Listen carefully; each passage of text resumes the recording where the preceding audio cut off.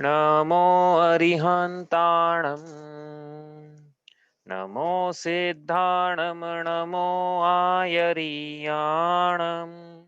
नमो उवज्झायाणं नमो लोये सव्वसाहुणम् तीन भुवन में सार वीतराग विज्ञानता शिव स्वरूप शिवकार नमः त्रियोग समारिके। पंडित दौलत राम जी कृत श्री छह ढाला की 6 ढालों में से हमारी चल रही चौथी ढाल, जिसमें सम्यक ज्ञान की चर्चा के बाद अब हम पढ़ रहे हैं देश चारित्र का वर्णन। इसके अंतर्गत छंद नंबर 10 चल रहा है। जिन लोगों की क्लास छूट गई है, मिस हो गई है, वो ध्यान से सुने, अपना प्रयोग पूरा इधर लगाएं। आज रिवीजन करेंगे हम लोग। तो सारा जो हमने पिछले 5-7 दिनों में पढ़ा है, सम्यक चारित्र की चर्चा शुरू हुई, तो उसका पूरा हम आज एक बार वापस रिवाइज करेंगे। तो ठीक है, अब आप ध्यान से सुनना है इसको और लिखते चले जाना तो याद रहेगा। ठीक है, पढ़ते छंद नंबर 10। सम्यक ज्ञानी होय बहुरी दृढ़ चारित लीजे, एक देश अरु सकल देश तसु भेद कहीजे, त्रस हिंसा को त्याग वृथा था वर न सहारे, परवदकार कठोर निंद्य नहीं वय न उचारे। इसमें शुरू की 2 पंक्तियां हमारी चल रही थी, तीसरी पंक्ति शुरू की थी, तीसरा चरण। तो क्या कह रहे हैं यहाँ पे कि सम्यक ज्ञानी होए बहुरी दृढ़ चारित्र लीजे। तो यहाँ पे एक बात पे अपन ने जोर डाला था कि सम्यक चारित्र लेना है तो कब लेना है? सम्यक दर्शन सम्यक ज्ञान के पश्चात जीव क्या करे? स्वच्छंदी नहीं हो जाए। देखो एक बात बताता हूँ मैं आपको। आचार्य भगवान कुंद ने लिखा दंसणम मूलो धम्मो, धर्म का मूल सम्यक दर्शन है। आगे उन्होंने एक चीज और लिखी, लेकिन क्या लिखी पता? चारित्रम खलु धम्मो, चारित्र ही तो धर्म है। क्या मतलब इसका? कि जैसे कोई वृक्ष है, उसकी जड़ जो है वो जड़ बहुत जरूरी है। जड़ नहीं होगी तो वृक्ष की स्थिति उत्पत्ति संभूति कुछ नहीं होने वाला है। जड़ है तो सब कुछ है। तो मूल में तो वृक्ष के जड़ है, लेकिन जड़ क्यों है? वो जड़ वृक्ष की स्थिति के लिए है। ठीक इसी प्रकार धर्म का मूल सम्यक दर्शन है, ये बात सही है। लेकिन वो मूल क्यों है? वो सम्यक दर्शन क्यों प्राप्त किया? वो सम्यक ज्ञान क्यों प्राप्त किया? वो धर्म रूपी वृक्ष की प्राप्ति के लिए और चारित्र रूपी धर्म की प्राप्ति के लिए है। इसलिए सम्यक दर्शन प्राप्त हो गया है तो अब जीव को क्या करना है? भगवान ने कहा ऐसा, धर्म के ईश्वर ने कहा सम्यक दर्शन सम्यक ज्ञान सम्यक चारित्र, तो इन तीनों की एकता ही मोक्ष मार्ग है। तो एकता होना चाहिए ना। अब ये जीव जो है सम्यक दृष्टि, इसको पापों से भय लगता है, पुरुषार्थहीनता थी, इसलिए इसने अभी तक पापों का त्याग नहीं किया था प्रतिज्ञा पूर्वक। अब ये धर्म के मार्ग पे आगे होते हुए, कृत संकल्प होते हुए, दृढ़ता से, ऐसा लिखा दृढ़चारित, दृढ़ता से क्या करता है? पापों का त्याग करके चारित्र अंगीकार करता है। तो सम्यक चारित्र लेना है जीव को, व्रत अंगीकार करना है यहाँ पे। यही बात। सब कुछ प्रश्न है आपका तो आप पूछ लेना। अभी कल की क्लास में भी कोई प्रश्न हो तो अभी जो विषय आएगा उसका तो आप पूछ लेना। ठीक है। तो क्या समझा यहाँ पे अपने को कि व्रत लेने के भाव हमारे हों यदि तो अच्छी बात है, लेना चाहिए। लेकिन उसमें हम सूक्ष्मता रखें कि ये करें कि न वो करें, कुएं का जल और इसका जल रसोले का और मर्यादा का, वो ठीक है, अच्छी बात है, विवेक से काम करने का मना थोड़ी कर रहे हैं। लेकिन सूक्ष्मता कहाँ पे रखनी थी अपने को? सूक्ष्मता रखनी थी तत्वाभ्यास में, सूक्ष्मता रखनी है सम्यक ज्ञान में, सूक्ष्मता रखनी है आत्मा के अभ्यास में। सूक्ष्मता आचरण में रखें वही, लेकिन प्री रिक्विजिट तो यहाँ ऐसा लिखा, तो यहाँ लिखा ना सामने कि सम्यक ज्ञानी होए फिर जीव सम्यक दर्शन सम्यक ज्ञान को प्राप्त कर ले, उसके बाद दृढ़ता से चारित्र को लीजिए, उसके बाद लीजिए। तो उसके पहले लेंगे तो क्या नरक में चले जाएंगे, निगोद में चले जाएंगे क्या? तो सुनो भाई, एक्सप्लेन कर लेते हैं आज, बार बार नहीं तो ये प्रश्न आएगा। छठी ढाल में भी करेंगे इस बात को कि भाई बिना सम्यक दर्शन के भी जीव पापों का त्याग करे तो अच्छी बात है ना, कोई बुरी बुरी थोड़ी हो उसमें। बिना सम्यक दर्शन के भी व्रत अंगीकार कर ले, बिना सम्यक दर्शन के महाव्रत अंगीकार कर ले, दीक्षा अंगीकार कर ले, तो कोई बुराई थोड़ी है उसमें। उतना पापों से बचा, क्योंकि पापों के त्याग, कोई पाप तो दुख के कारण बुरे कार्य बोल के आए ऊपर। अब आज रिवाइज करेंगे उसको। कोई कुछ लोगों को लगा ये कब होता है, पहले दिन बता दिया था, रिवाइज करेंगे। तो पापों से बचा तो अच्छी बात है ना, कोई बुरी बुराई तो नहीं है। लेकिन कोई ये मत समझ लेना, कोई भी हम में से कोई ये ना समझ ले कि बहिरंग में पापों का त्याग कर लिया प्रतिज्ञा पूर्वक तो अब हमारा गुणस्थान 5वां हो गया। कोई दीक्षा ले ली किसी ने, बहिरंग में 5 पापों का संपूर्ण त्याग कर लिया तो गुणस्थान 6ठा हो गया, ऐसे नहीं होता है।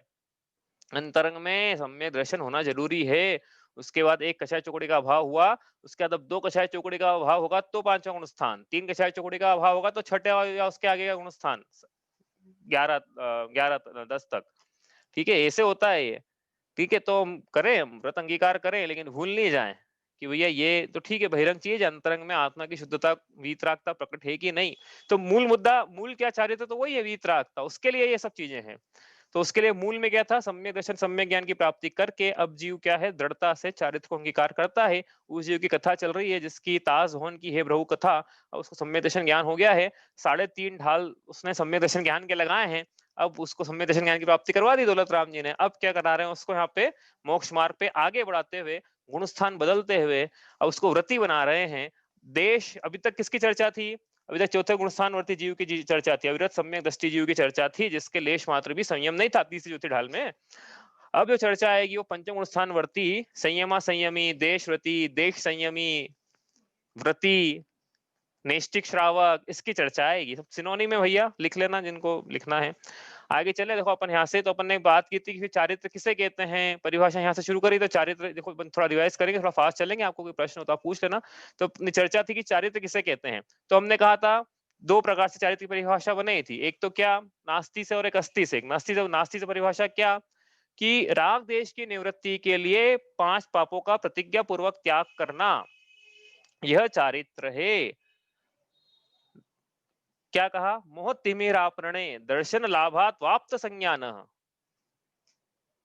राग देश निवृत्ति चरणम प्रतिपद्यते साधु, ऐसा श्रवकाचार्य जी में गाथा है, क्या श्लोक है, क्या कह रहे हैं कि मोह तिमिर, मोह रूपी अंधकार से चले जाने के बाद, मतलब सम्यक दर्शन प्राप्त होने के बाद, और दर्शन लाभात वाप्त संज्ञान, दर्शन के बाद सम्यक ज्ञान की प्राप्ति होने के बाद, अब राग द्वेष की निवृत्ति के लिए चरणम प्रतिपद्यते, इसके बाद अब गृहस्थ सम्यक दृष्टि जीव चारित्र अंगीकार करता है। तो कितनी अच्छी बात लिखी उन्होंने यहाँ पे कि बहिरंग में चारित्र अंगीकार करना है, तो क्यों करना है, क्यों करना है। अपन ने बात ली थी ना कि भाई अपना समाज में नाम होगा, सफेद कपड़े पहनने को मिलेंगे, अपना अलग ट्रीटमेंट किया जाएगा ना जहाँ भी जाएंगे अपन, और होता भी है। तो उसके लिए नहीं करना है। यहाँ क्या लिखा है, मुनि दीक्षा लेनी तो क्यों लेनी है, व्रती बनना है, प्रतिमा लेनी है, पहली प्रतिमा लेनी तो क्यों लेनी है। यहाँ लिखा उन्होंने राग द्वेष की निवृत्ति के लिए, असल चारित्र तो वो था और वो है, वो ही रहेगा।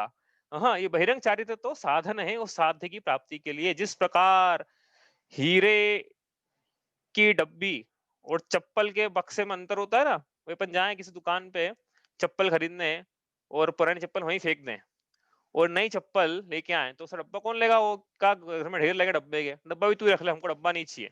चप्पल का डब्बा तो वहीं रख जाते हैं। और हीरा लेने जाए, हीरे की अंगूठी और पेन के भी आ जाए, तो हीरे का डब्बा लाएंगे कि नहीं लाएंगे घर में। हीरा नहीं, हीरे का डब्बा तो चाहिए भाई, हीरे का डब्बा तो चाहिए हमको। इसी प्रकार जैसे हीरे की डब्बी को बहुत अच्छे डब्बे में रखा जाता है, वैसे ही ये अंतरंग में जो वीतरागता की उत्पत्ति हो रही है, जो वीतरागता दो कषाय चौकड़ी के अभाव रूप जो वीतरागता है, उसके लिए बहिरंग में ये पापों का त्याग रूपे, पापों का त्याग रूप डब्बी है हीरे की, मतलब वो हीरा है तो हीरे की डब्बी है इस प्रकार से। तो वो हीरे की डब्बी तो हीरे के लिए है। इसी प्रकार ये बहिरंग में 5 पापों का त्याग ये वीतरागता की प्राप्ति के लिए, राग द्वेष की कमती के लिए, कम करने के लिए। ये ध्यान रखना है, बार बार बोलेंगे नहीं तो आप बोलोगे एक एक चीज बार बार, लेकिन ये बहुत इंपॉर्टेंट विषय है अपने आप में। चारित्र अंगीकार करना है तो क्यों करना है, मुनि दीक्षा लेना है तो क्यों लेना है, वीतरागता की प्राप्ति के लिए। क्यों वीतरागता प्राप्त करें, अरे अभी तो बोला 10 मिनट पहले, क्या बोला, 3 भुवन में सार क्या है, अभी तो बोला उसकी प्राप्ति के लिए करना है बहिरंग क्रियाएं। ठीक है, आगे चले, अपना विषय क्या है तो ये रह जाएगा। अब चारित्र किसे कहते हैं, तो यहाँ देखो नास्ति से परिभाषा बनाई थी अपन ने कि राग द्वेष की निवृत्ति के लिए 5 पापों का प्रतिज्ञा पूर्वक त्याग के जो परिणाम है उसे चारित्र कहते हैं। तो नास्ति से अस्थि से परिभाषा बनाए हम यहाँ पे, दिख रही होगी आपको स्क्रीन भैया, ये करी कि नहीं शेयर, मैंने वापस कर देता हूँ, नहीं तो ये रह जाएगी। देखो क्या नास्ति अपन दिख रही थी, हाँ तो ये फिर अस्थि से परिभाषा, दिख रही। हाँ हाँ वापस, अस्थि से परिभाषा क्या बनाए इसके कि वीतरागता की प्राप्ति के लिए क्या करना है, व्रतों का अंगीकार करना, व्रतों को धारण करना। कि भाई यहाँ पे ऊपर नास्ति ना कि इसकी निवृत्ति के लिए त्याग करना, तो अपनाना क्या है, ग्रहण क्या करना है, तो वीतरागता की प्राप्ति के लिए व्रतों को अंगीकार करना। अब इससे अपन ने 2 प्रकार से परिभाषा बनी थी चारित्र की, कि निश्चय चारित्र क्या है और व्यवहार चारित्र क्या है, एक साधन है एक साध्य है। तो साधन क्या है, 5 पापों का त्याग रूप परिणाम, यह व्यवहार चारित्र है। क्यों किया था ये? निश्चय चारित्र की प्राप्ति के लिए। निश्चय चारित्र क्या है? आत्मा के वीतराग रूप परिणाम, ये निश्चय चारित्र है और ऐसा पाया ही जाएगा। क्या अंतरंग में वीतरागता पाई जा रही है तो बहिरंग में 5 पापों का त्याग पाया ही जाएगा। ऐसा नहीं होता है कि बहिरंग में 5 पाप चल रहे हो, अंतरंग में वीतरागता चल रही हो, ऐसा नहीं होगा भैया। हाँ, तो इसलिए जब अंतरंग में राग द्वेष की निवृत्ति होती है तो बहिरंग में 5 पापों का त्याग होता ही है। राग देश निवृत्ते हिंसादि निवर्तना कृता भवति, अनपेक्षितार्थ वृत्ति क पुरुष सेवते नृपतीन। जिसके राग द्वेष की निवृत्ति हो गई है अंतरंग में, उसके बहिरंग में हिंसादि 5 पापों की निवृत्ति तो होगी ही होगी। क्योंकि जिसके अब संसार में कोई अपेक्षा ही नहीं बची है, ऐसा कौन सा जीव है जो राजा की सेवा करेगा? ऐसा कौन सा जीव है जो कस्टमर की जी हुजूरी करेगा, जिसको कस्टमर से कोई वांछा नहीं है? ऐसा कौन है जो नौकरी करेगा, जिसको कोई संसार की वांछा नहीं है? और ये जब जितने भी बता रहे हैं अपन आरंभ वगैरह पढ़ेंगे क्या होते हैं, ये सब हो रहे हैं तो इनमें सब पाप हो रहा है ना, लेकिन जिसकी कोई अपेक्षा ही नहीं है संसार में, जिसके राग द्वेष संसार से घट गए हैं, शरीर से घट गए हैं, भोगों से घट गए हैं, संसार शरीर भोगों से उदासीन हो गया है, उसके बहिरंग में 5 पाप वैसे नहीं पाए जाते हैं। देखो कितना अच्छा संबंध है यहाँ पे 5 पापों के घटने का और अंतरंग में राग द्वेष के घटने का। ठीक है, तो ये 2 परिभाषा है, थोड़ा अपन फास्ट चलेंगे आगे। अब यहाँ पे फिर प्रश्न उठा कि भई आपने बोला कि चारित्र की परिभाषा बनाई थी ना कि वीतरागता की प्राप्ति के लिए व्रतों को अंगीकार करना। तो ये व्रत क्या है? तो व्रत की परिभाषा हमेशा के लिए याद रखना, जीवन भर के लिए। एक लाइन की परिभाषा है। क्या परिभाषा है? 5 पापों का आजीवन के लिए प्रतिज्ञा पूर्वक त्याग करना, यह व्रत है। तो व्रत ये नहीं है रात्रि भोजन त्याग कर लिया और कंदमूल और ब्रह्मचर्य और ये सब त्याग जरूर है, लेकिन व्रत की संज्ञा तभी हो पाएंगे जब प्रतिज्ञा पूर्वक त्याग किया जाता है, जो भी उसकी विधि है, आचार्य बतलाते हैं विधि, उस विधि से 5 पापों का प्रतिज्ञा पूर्वक त्याग करना, उसे हम व्रत कहते हैं। 5 पाप कौन से हैं उसकी चर्चा अपन बाद में करेंगे, सबको पता है वो कौन से होते हैं, अपन रिवाइज नहीं कर रहे हैं, लेकिन हम यहाँ पे लिखा है कि पाप। तो पाप किसे कहते हैं? बच्चों को पढ़ाई जाती परिभाषा पाठशाला में, अपन ने for the sake of completeness यहाँ लिया था। पाप किसे कहते हैं? दुख के कारण बुरे। परिभाषा बता नहीं पाप की, ये नहीं बोलना है पाप किसे कहते हैं। तो हिंसा, झूठ, चोरी, कुशील, परिग्रह, भैया ये तो भेद है। कषाय कहते हैं क्रोध, मान, माया, लोभ, भैया ये तो भेद है। कषाय की परिभाषा बतानी है आपको क्या है? जो आत्मा को कषे या अर्थात दुख दे उसे कषाय कहते हैं। उसके भेद है क्रोध, मान, माया, वो 25 कषाय। वैसे ही पाप की परिभाषा दुख के कारण, बुरे कार्य की अपेक्षा से है। सब में लगाना इसको, आश्रव की अपेक्षा से, बंध की अपेक्षा, संवर की, निर्जरा की, कार्य की, कर्म की प्रकृतियों की अपेक्षा से, सब में लगा सकते हैं इसको आप इसी प्रकार से। अपन ने लगाया नहीं था। एक सरवार सिद्धि के 6 अध्याय के 30वें सूत्र में परिभाषा मिलती है, पाति रक्षति आत्मानाम शुभात इति पापम। पाप वो है जो पाति, पाति मतलब रक्षति, जो आत्मा की रक्षा करता है। पाप आत्मा की रक्षा करता है भैया। किससे करता है? लेकिन शुभात इति, शुभ से रक्षा करता है, धर्म से रक्षा करता है, शुद्ध से रक्षा करता है, आत्मा की वीतरागता से रक्षा करता है। तो रक्षा करता है तो अच्छी बात है क्या भैया? ये तो हमारा स्वभाव है ना, उससे उससे बचा के रखता है कि भैया ये कहीं ये वीतरागता, ये भगवान नहीं बन जाए।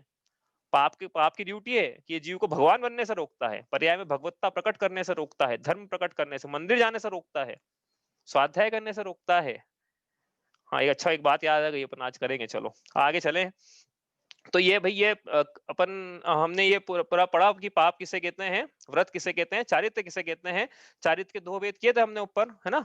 क्या किया था? निश्चय चारित्र, व्यवहार चारित्र। अब चारित्र के अन्य प्रकार से 2 भेद यहाँ पे बतलाए। उसके पहले यहाँ पे क्या अपन ने मोहिनी का एक टेबल समझी थी उस दिन कि भाई चौथे गुण स्थान से 5वें गुण स्थान में प्रवेश हो रहा है, तो कैसे क्या हो रहा है, कर्म की अपेक्षा से कथन करें तो क्या हो रहा है, 2 कक्षाएं चौकड़ी को जीत रहा है जीव, तो 5वें गुण स्थान में प्रवेश होगा उसका। देखो यहाँ चर्चा चलेगी ना, चौथे ढाल के दूसरे हाफ में 5वें गुण स्थान वर्ती जीव की चर्चा है और उसका प्रमोशन हो गया है चौथे से 5वें में। जैसे हम चाहते हैं ना कि हमारा प्रमोशन हो, हमारे व्यापार में वृद्धि हो, तो हम ऐसा भी तो चाहे कि हमारे धर्म में वृद्धि हो, हमारा धर्म उत्तर उत्तर, भगवान महावीर का नाम है वर्धमान, जो गुणों में वृद्धि को प्राप्त हो, वैसे हम भी अपने गुणों में वृद्धि को, हम वर्धमान के अनुयायी हैं।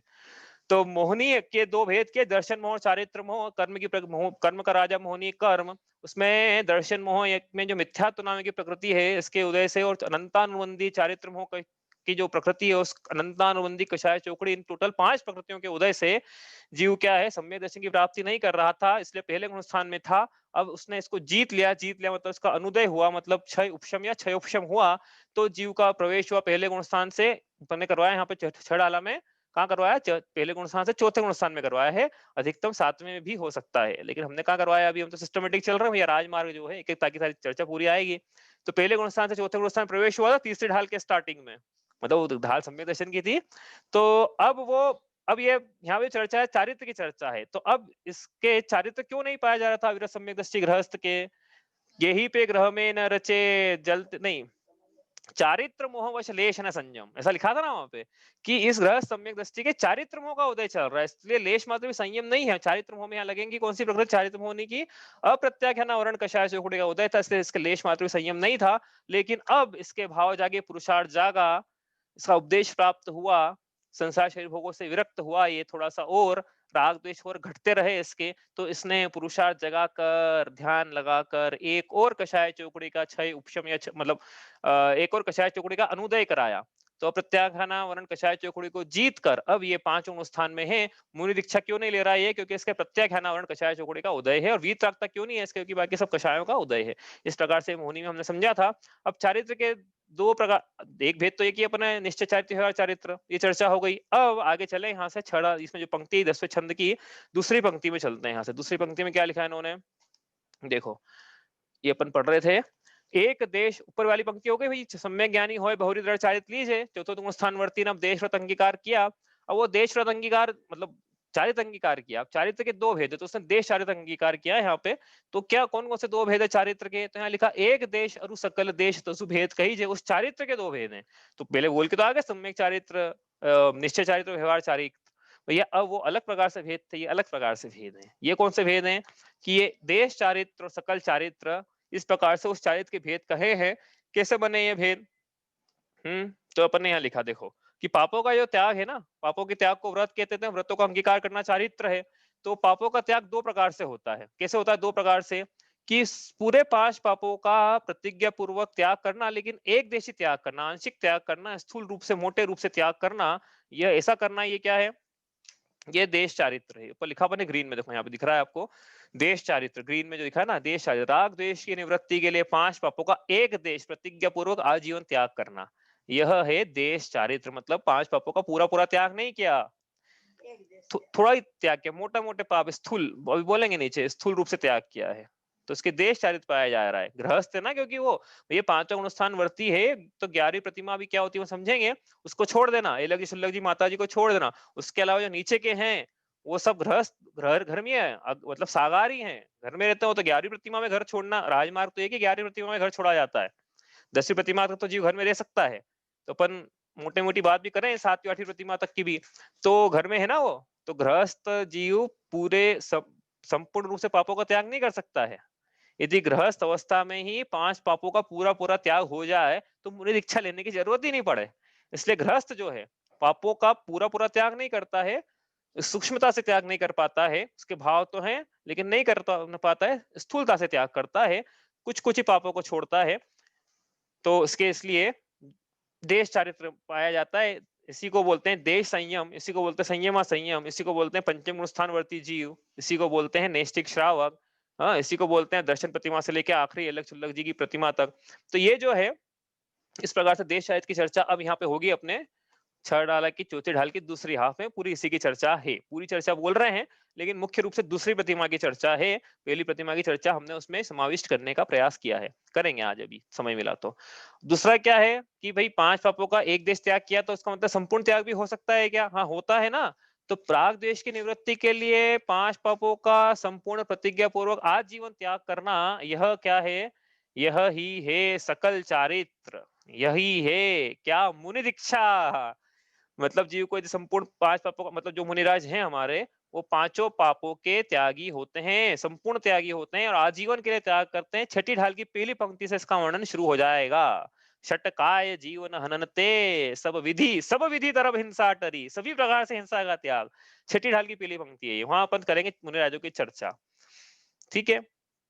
अब ये क्यों है जो त्याग है ना, ये प्रैक्टिस के रूप में अपन ले लें। मतलब गृहस्थ की जो प्रतिमा है वो ठीक है, पहली प्रतिमा प्रैक्टिस के रूप में है, लेकिन वो पहली प्रैक्टिस के रूप में अभ्यास प्रतिमा है, तो इसका मतलब ये नहीं कि गुणस्थान बदल गया है। इसका क्या मतलब है कि प्रतिमा जो है आजीवन के लिए ली जाती है। ऐसा नहीं है कि हम एक आध साल लेके देखें उसके बाद छोड़ दें, ऐसा नहीं हो सकता है। कि अपन विवाह करने जाएँ और ससुर जी, होने वाले ससुर जी से बोले कि हम तो आपकी कन्या के साथ 1 साल रह के देखेंगे भैया, जमेगा तो ठीक, नहीं जमेगा तो ऐसा नहीं है यहाँ पे। ये निर्णय का मार्ग है, ये यू टर्न नहीं ले सकते इस मार्ग पे। ये आगे बढ़ना है, जीव को आगे बढ़ेगा। और आप चाहो तो पहली प्रतिमा एज़ ए प्रैक्टिस प्रतिमा ले सकते हो कि हम प्रैक्टिस कर रहे हैं अभी, प्रतिमा नहीं है हमारी, बट प्रैक्टिस प्रतिमा बोलने के लिए है, ठीक है? चलो आगे चलें, पहली प्रतिमा क्या होती है वो हम पढ़ रहे थे। इसमें कुछ प्रश्न है आपका तो पूछ लो। अब प्रतिमाएँ क्या होती है? तो ये क्या है कि 5वें गुणस्थान में 11 पद हैं। है एक ही गुणस्थान 5वां, 11 गुणस्थान नहीं है, 5 के अंदर 11 है। तो 5 के अंदर 11 जो स्थान हैं, पद हैं, उन एक-एक पद को एक-एक प्रतिमा कहते हैं। प्रतिमा की परिभाषा हमने लिखी थी, क्या लिखी थी? श्रावक के चारित्रिक उत्थान के पद की की अवस्था या अवस्था विशेष, पद विशेष या अवस्था विशेष। इसको हमने तो चारित्रिक उत्थान हो रहा है श्रावक का। कैसे हो रहा है? नहीं, पहले तो पाक्षिक श्रावक से नैष्ठिक श्रावक बना वो, यही उत्थान है उसका पहली प्रतिमा में ही। उसके बाद पहली, दूसरी, तीसरे से 11वीं तक जाएगा, चारित्रिक उत्थान होगा। हे 5, देखो एक बात समझना है इसमें कि हे यद्यपि गुणस्थान 5 हुआ, ऐसा होने पर भी दूसरी गुणस्थान वर्ती जीव के पापों का ज्यादा त्याग है, उसके परिणामों में राग द्वेष की ज्यादा निवृत्ति है। हालांकि हे दो कोशाय चौकड़ी का अभाव और बची हुई दो, लेकिन जो बची हुई दो कोशाय चौकड़ी का उदय है वो भी घटता हुआ है। समझ में आई ना बात? नहीं तो आप बोल रहे कि फिर पहली प्रतिमाधारी और फिर अलग जी माता जी का अंतर ही नहीं है, दोनों के गुणस्थान 5वां है कि गुणस्थान की अपेक्षा से दोनों का 5वां है। लेकिन पहली प्रतिमाधारी, उसके राग द्वेष ज्यादा है, उसके पापों का त्याग होने पर भी जो बचे गए हैं पाप, उनको उसमें प्रवृत्ति है। और पर एलगी सुलग जी माता जी को देखें तो इनकी पापों का लगभग लगभग अपन देखें तो लगभग त्याग ही है एक तरह से। और उनके राग द्वेष एकदम, बची हुई दो कषाय चौकड़ी उनका हीन अनुभाग का उदय है। आगे चले यहाँ से। अब बात करें, देखो प्रतिमा की चर्चा करेंगे हम पे, हमने कहा कि दूसरी प्रतिमा का वर्णन है, उसके पहले पहली प्रतिमा को मैं थोड़ा सा समाविष्ट करने की प्रयास किया है। अब पहली प्रतिमा की बात करें उसके पहले बात करेंगे कि सामान्य श्रावक जो पाक्षिक श्रावक है, अरे भाई उसके आचरण कैसा है? अरे श्रावक छोड़ो, जैन कुल में जन्मा व्यक्ति है, उसका ही आचरण कैसा रहता है? तो क्योंकि चारित्र की चर्चा अभी तक आई नहीं कहीं पे भी, तो हम चाहते हैं कि उसको कर ले यहाँ पे। अब ये जो बात करने वाला है थोड़ी सी, इसका मतलब ये नहीं कि दर्शन प्रतिमा होगी तो ही नित्य देव दर्शन होगा, ऐसा नहीं है।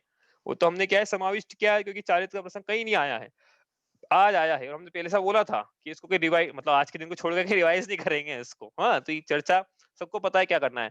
तो पहली प्रतिमा की अपन बात करेंगे, साथ में जो पिछला है वो भी कवर करेंगे यहाँ पे। तो पहली प्रतिमा का नाम है दर्शन प्रतिमा। मतलब क्या है? देखो मजा क्या है, हमने जब मैं मेरा सीएससी में था, मैनेजर था मेरा एक, तो उसने क्या बोला एक दिन मेरे को कि देखो गाड़ियां लेना तो धीरे धीरे करके ले तो मजा आता है, अपग्रेड करते चलो कि चलो छोटी गाड़ी लो, फिर थोड़ी सी बड़ी लो, फिर थोड़ी सी एकदम से बड़ी लो तो मजा नहीं आता लाइफ में, थोड़ा अपग्रेड करते हो चलोगे तो मजा आएगा, हर गाड़ी का लुफ्त उठाओ।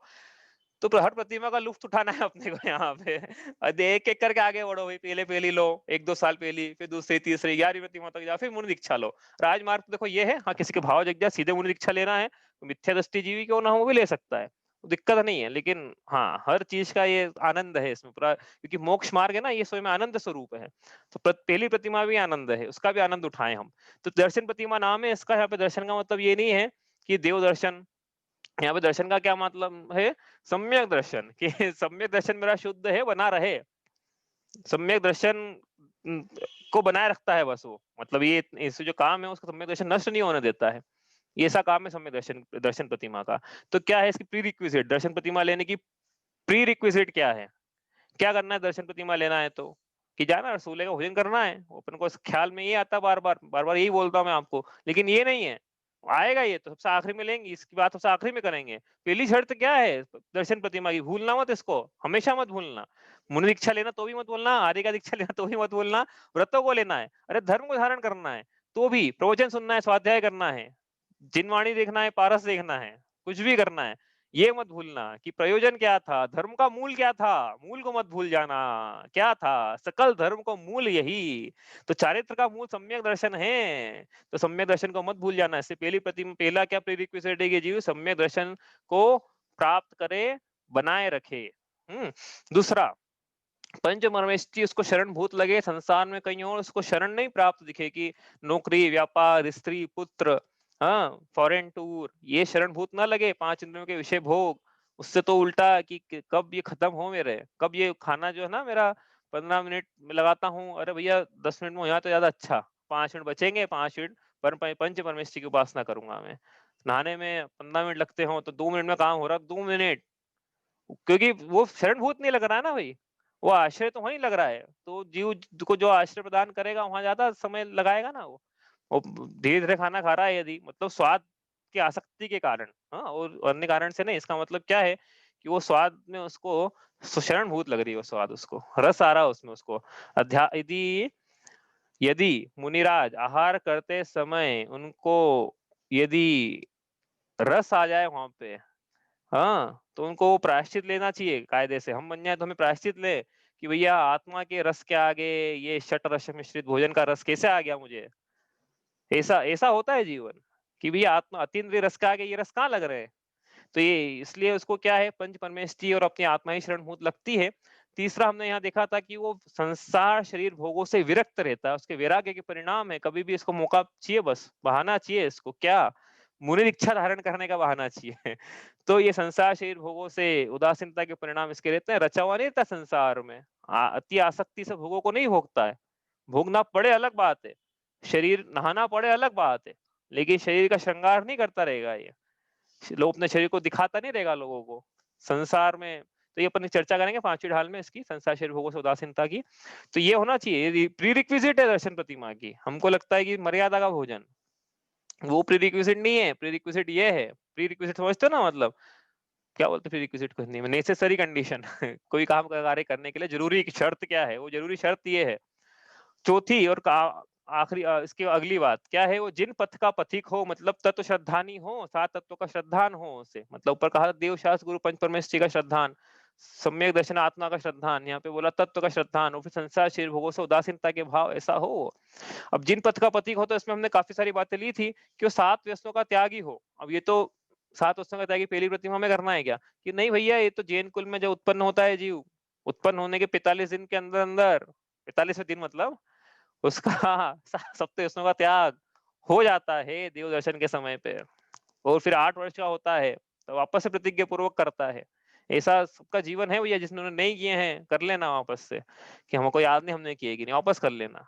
आचार्य की साक्षी में कि हम तो भूल गए, हमको पता नहीं, वापस करते हैं। क्या है सात व्यसन, चोरी शिकार जुआ मद्य मांस परस्त्री गमन वेश्यारमन, ये सात सपनों की चर्चा हमने पहले भी पहली ढाल में की थी थोड़ी बहुत, ज्यादा चर्चा नहीं है इसकी क्योंकि ये सामान्य बातें हैं। दूसरा, जिन पथ का पथिक है, तो 8 अष्टमूल गुण का धारी। अब ये अष्टमूल गुण का धारी ना, ये शब्द जो हमको ऐसा लगता है कि बार बार ये अलग अलग प्रकार से परिभाषा बनती है इसकी, और सही भी है ये, अलग अलग आचार्यों ने अलग अलग प्रकार से वर्णन किया है। अब दर्शन प्रतिमा में लेकिन कौन सा अष्टमूल गुण की बात है, वो चर्चा करने के पहले हम जो सामान्य चर्चा रहती है अष्टमूल गुण की वो करते हैं, कि अष्टमूल गुण मतलब 3 मकार का त्याग और पंचतुंबर का त्याग। अब 3 मकार मतलब क्या है, मध्य मास मधु, है ना, मध्य मतलब मदिरा, मांस मतलब मीट, मधु मतलब शहद, और 5 उदंबर फल। 5 उदंबर फल मतलब बड़ पीपल पाकर उमर कटुमर। अब इनमें 8 चीजों का त्याग करा तो उसके अष्टमूल गुण रहते हैं। किसके रहते हैं ये, पहली प्रतिमाधारी के, कि नहीं ये तो जो पैदा हो गया जैन कुल में उसकी बात चल रही है यहाँ पे, उसके जन्म से त्याग है इन सब चीजों का, उसके जन्म से त्याग है, तो वो जैन है तो कुलाचार का पालन कर रहा है, सदाचार का पालन कर रहा है, अपने कुल का नाम रोशन कर रहा है। उसको गर्व होता है ना कि हम बड़े जातियां है, बड़ा हम बड़े परिवार के हैं, तो वो कैसे हो गर्व, तो ये करेगा तो गर्व गौरवान्वित करेगा अपने कुल को। नहीं कर रहा है, मतलब नाम लिया भैया किसी का, लेकिन आप तो आपको बोलो कौन है ये। आ, तो मध्य मास मधु बड़ पीपल पाकर उमर कटुम्बर पंचदुम्बर का त्याग। अब ये तो हो गया, अब अन्य प्रकार से भी अष्टमूल गुण की चर्चा है। क्या है वो, तो ये पंच उदंबर का त्याग एक में रख देना, बी नंबर का कर रहे हैं पॉइंट अपन, सेकंड का बी, उसमें यहाँ लिखा ना पंच उदंबर का त्याग। तो ये पंच उदंबर का त्याग करा, ये एक पॉइंट हो गया यहाँ पे, है ना, ये वाला। इसके बाद मध्य मास मधु, तो ये मतलब ऊपर के 8 को नीचे 4 में कर दिया, ठीक है। अब बच्चे 4 कौन से, फिर अष्टमूल गुण बनाना है अपने को। देखो अब बोल रहे हैं हम 3.5 ढाल हो गए, इसके बाद बोल रहे हैं कि भैया जैनियों की परंपरा है पानी छान के पीने की। ऐसा नहीं कि हम अनछना पानी पिए और फिर उस पे गौरवान्वित महसूस करें। ये ऐसी बात है, एक मूवी आई थी उसमें वो टेररिस्ट था, वो टेररिस्ट क्या है, लोगों को मारता है और फिर बोलता है मुझे फक्र है, मूवी का नाम नहीं बताऊंगा मैं, तो आप देखने चले जाओगे। मुझे फक्र है हर चीज में, मैंने उसको मारा मुझे फक्र है, तो ये अनछने मैंने अनछना पानी पिया मुझे फक्र है, ये ऐसी बात हो जाएगी। भैया ये तो उल्टा ग्लानि होना चाहिए, पश्चाताप होना चाहिए, कैसे पी लिया? जैन कुल की मर्यादा थी ये तो अनचने क्यों पीना चाहिए छना हुआ पानी उसकी चर्चा नहीं करने वाले हैं हम, पहली ढाल में की थी हमने। हाँ, त्रसजीवों की बात करना है यहाँ पे, त्रसजीव पाया जाता है, स्थावरों की बात नहीं करना है यहाँ पे है ना? तो अनछना लिखा है ना, प्रासुक में लिखा है वहाँ पे। तो त्रसजीवों को बचाते हुए और रात्रि भोजन का त्याग क्यों करना है? चर्चा हम पता है सबको रात्रि में अग्नि जलाने का आरंभ करना पड़ता है। रात्रि में विशेष रूप से त्रसजीवों की उत्पत्ति होती है, इसलिए रात्रि भोजन का त्याग करना चाहिए। तो और क्या है? नित्य देव दर्शन, रोज मंदिर जाना चाहिए। क्यों जाना चाहिए रोज मंदिर? भैया जो आदर्श रहता है उसके सामने हम बैठते ना जाके कि हमारे आदर्श हैं। अशरीरी सिद्ध भगवान, कौन हो आप? आदर्श हो आप मेरे। और अगला आखिरी पॉइंट है यहाँ पे लिखा हमने जीव दया। जीव दया के भाव रहते हैं, उसके अनुकंपा के भी है ना, आपने पढ़ के आया अनुकंपा के, करुणा के, जीव दया के भाव रहते हैं उसके सम्यक दृष्टि। क्रूर परिणामी नहीं होता है वो, स्व पर भी दया करता है। धर्म क्या है? स्व पर दयायुक्त धर्म यही सार है। स्व पर दयायुक्त धर्म दयायुक्त सारो, येहू मान संकित को कारण अष्टंग जुत धारो। बोल के आ गए ये तो। ठीक है, ये हो गए अपने दूसरे प्रकार से अष्टमूल गुण। अब ये सी नंबर का पॉइंट लिखा है यहाँ पे, ये एक तीसरी प्रकार से अष्टमूल गुण की चर्चा है। और ये चर्चा यहाँ पे करना है हमको किसमें? पहली प्रतिमा में। तो इसमें मध्य मास मधु का त्याग, ये तो ओवरलेप ऊपर हो गया। अब यहाँ पे इसके अलावा, इन तीन के अलावा पहली प्रतिमाधारी 5 अणु व्रत का धारी होता है। अणु व्रत क्या होते हैं? ये व्रत क्या होते हैं? 5 पापों का एक देश त्याग। पाप कितने होते हैं? 5 होते हैं। तो 5 पापों का स्थूल त्याग, तो जो व्रत अंगीकार करेगा अणु है, अणु मतलब छोटे, तो छोटे व्रत है इसके। 5 पापों का त्याग किया तो 5 व्रत बने। हिंसा, झूठ, चोरी। हिंसा नत चोरेभ्यो, मैथुन सेवा पाप, मैथुन सेवा परिग्रहाभ्याम च, पाप प्रणालिकाभ्यो विरति संज्ञस्य चारित्रम। ये तो सामान्य परिभाषा चारित्र की क्या है? हिंसा, झूठ, चोरी, कुशिल, परिग्रह। इन पापों, 5 पापों से विरति, ये चारित्र है। तो इनसे स्थूल रूप से वृत्ति, ये एक देश चारित्र है, यानी अणुव्रत अंगीकार की। तो हिंसा, हिंसा, झूठ, चोरी, कुशिल, परिग्रह का प्रतिज्ञा पूर्वक त्याग किया तो कौन कौन से व्रत बने? अहिंसाणुव्रत, सत्याणुव्रत, अचौर्याणुव्रत, ब्रह्मचर्याणुव्रत और परिग्रह त्याग नहीं बोलना है, परिग्रह परिमाणाणुव्रत। पूरा नाम परिग्रह परिमाणाणु, परिमाणाणु। याद कर लेंगे, अभी आएगा इस चर्चा। ठीक है, अब ये श्रावक के 3 भेद किए थे हमने, पाक्षिक श्रावक, नैष्ठिक श्रावक और साधक श्रावक। चर्चा ज्यादा करेंगे नहीं इसकी। पाक्षिक मतलब जिसके अविरत सम्यक दृष्टि है, जो जिसके सम्यक दर्शन का सच्चे देव शास्त्र गुरु का पक्ष है, चतुर्थ गुण स्थानवर्ती है प्राय, ये इसलिए कहा पाक्षिक श्रावक। अब ये पाक्षिक श्रावक ने जो प्रतिमा अंगीकार करी, लेकिन इसमें समाधि विवरण नहीं चल रहा है इसका, तो इसको बोलते हैं नैष्ठिक श्रावक। और साधक श्रावक वो है जिसका समाधि विवरण चल रहा हो। ऐसे यदि मुनिराज हो तो बोलते हैं छपक, और श्रावक है तो बोलेंगे साधक श्रावक। ठीक है, अब आगे चले यहाँ से। अपन ने जो कल जो चर्चा की थी, अपन को लिख लेता था, आज अपना विषय जल्दी हो जाता। अपन ने कल 5 अभक्षों की चर्चा की थी। कौन कौन से थे 5 अभक्ष? देखते हैं भैया अब कितनी जल्दी लिख पाते, समय अपने पास ज्यादा अच्छा नहीं है। हाँ, 5 अभक्ष। अब क्या है कि अपन ने एक चर्चा और की थी कि ये जो जैन कुल में उत्पन्न हुआ है जीव, इसके अनिति, अन्याय और अभक्ष का भी त्याग होता है, क्योंकि वो स्थूलिक भोजन की बात नहीं ना। तो अनिति, अनिति और अन्याय और अभक्ष का त्याग लिख लेना साथ में। जीवन में कुछ कर नहीं पाए हम, कम से कम अनित्य, अन्याय और अभक्ष। अभक्ष मतलब क्या है? ऐसा खाना जो कि सज्जनों द्वारा खाया नहीं जाता है, जो खाने योग्य नहीं है। 5 प्रकार के भक्ष्य देखे थे, कौन कौन से थे? त्रस, हिंसा कारक। दूसरा देखा था बहुस्थावर, बहुस्थावर हिंसा कारक। बहुस्थावर हिंसा कारक आप लगा लेना साथ में, स्थावर हिंसा कारक। तीसरा था अनुपसेव्य। चौथा अनिष्ट कारक, अनिष्ट कारक। और 5वां था नशा कारक या प्रमाद कारक। तो नशा लिख लेते हैं अपन, नशा कारक। तो ये 5 प्रकार के अभक्ष का त्याग होता है। नशा कारक मतलब वही जिससे भी नशा चढ़ जाए, धतूरा आदि।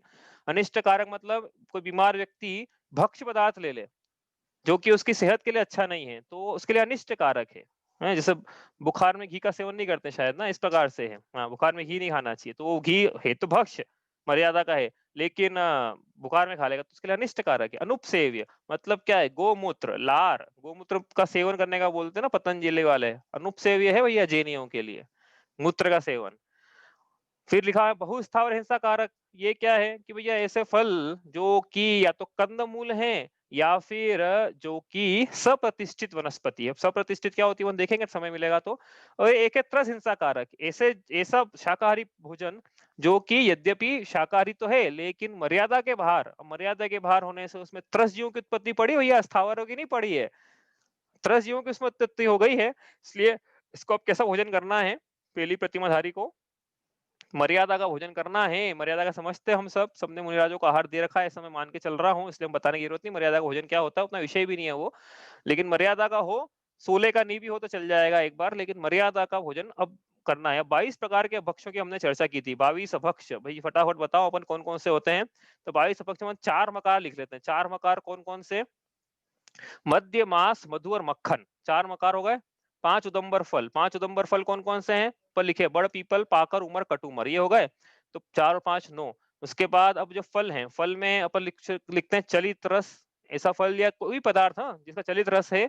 एक है तुच्छ फल, एक है अजान फल। हाँ, तुच्छ फल मतलब छोटा फल। अजान फल के बाद अपन लिखे बैंगन, फिर लिखे बहुबीजा, फिर लिखे कंदमूल। अब ये दिख लेना कितना, 1 2 3 4 5 6 ये हो गए, ठीक है। अब अपने को 15 हो गए हैं, अपने को कितने चाहिए? 7 चाहिए। तो 7 में अपन अब लिखते हैं इसमें नीचे, भाई ये 22 प्रकार के अभक्ष्य हैं, इसका भी इसको त्याग होता है, ये कोई चर्चा आगे आने वाली नहीं है, बस ये एक बार करेंगे आज यहाँ पे। इसके बाद उसके क्या क्या त्याग होता है, उसके ओला और तुषार, तुषार मतलब बर्फ, ठीक है, ये 2 हो गए। उसके बाद दही बड़ा, दही बड़ा, मिट्टी, विष, धतूरा मतलब मादक पदार्थ लिख लेना यहाँ पे, धतूरा। और कितने हो गए ये? 4 कितने हो गए? अपने को 7 चाहिए था ना, एक और बच गया। एक कौन सा बच गया इसमें? अभी याद आया था मुझे। ओला, तुषार, दही बड़ा, मिट्टी, विष, धतूरा, रात्रि भोजन, ठीक है, ये हो गए। गिन लो भैया, निश भोजन होगा, निशी भोजन होगा। ये हो गए 22 प्रकार के भक्ष का त्याग होता है। किसके किसके होता है? पहली प्रतिमाधारी के नहीं होता है, तो सामान्य श्रावक के। ये तो बोले रात्रि भोजन में व्रत हो जाएगा, ये रात्रि भोजन कोई व्रत नहीं है, ये तो विरासत में मिलते आ रहा है, इस परंपरा को आगे बढ़ाना है। मैंने पहले भी एक बार बताया था क्लास में कि हमारे दादा दादी नाना नानी से जो हमको मिला है, यदि हम इस विरासत को आगे नहीं बढ़ा रहे हैं तो हमें परंपरा भंग करने का, जिन शासन को भंग करने का दोष लगेगा। भैया जैन धर्म की अवनति तो होगी ही होगी, लेकिन हम पंचम काल में इतना ध्यान रखें कि उस अवनति में हम निमित्त न बने, कम से कम इतना तो ध्यान रखना है। पहली प्रतिमा का चर्चा आप करेंगे हम, कल से 5 रणोत्सव की चर्चा होगी। अभी आपको कोई प्रश्न हो तो आप पूछ लो, ये हमने जो पढ़ा है इसको पूरा जितना जल्दी हो सकता था एक क्लास में पूरा रिवाइज करने का प्रयास किया है। कोई प्रश्न है आपका? दही खा सकते, दही बड़ा नहीं तो? क्या? दही बड़ा अपन ने इसे लिखा है, तो हाँ दही बड़ा साथ में खाएंगे तो द्विदल का दोष हो गया। दही सिंगल खा सकते हैं? हाँ, दही मर्यादा के अंदर का है तो सिंगल खा सकते हैं ना, उसमें क्या दिक्कत है? दही बड़े में दोष है, कल बताया था ना कि दही बड़े में दही अब द्विदल के साथ मिलता है तब लार के संयोग में आने पर 10 जीवों की उत्पत्ति होती है उसमें। दही खाने में जो कि इसका नहीं बना हुआ, वो दही बनाने की विधि है, वो उस विधि से बना हुआ हो यदि तो खाने में दोष नहीं है। और मुनिराज भी लेते हैं 6 प्रकार के रस में दही भी है। ये दही बड़ा आएगा या द्विदल आएगा? नहीं, दही बड़ा लिखा है लेकिन आप पूरा द्विदल ले लेना, उसमें लिखा दही बड़ा है, लेकिन वो जो श्लोक है जो हमको याद नहीं है उसमें दही बड़ा लिखा हुआ है। ओला दही बड़ा ऐसा लिखा उन्होंने उस श्लोक में। लेकिन वो द्विदल में लेना, उसको पूरा द्विदल ले लेना उसमें। चलिए बाकी प्रश्न कल करते हैं, समय अपना हो रहा है। शांति सुधा बरसाए जिनवाणी, वस्तु स्वरूप बताए जिनवाणी, राग द्वेष अंगारो द्वारा, महाक्लेश पाता जग सारा, सजल मेघ बरसाए जिनवाणी, शांति सुधा बरसाए जिनवाणी, जावाणी के ज्ञान ते सूझे लोकालोक, सोवाणी मस्तक नमो सदा देता हूँ धो।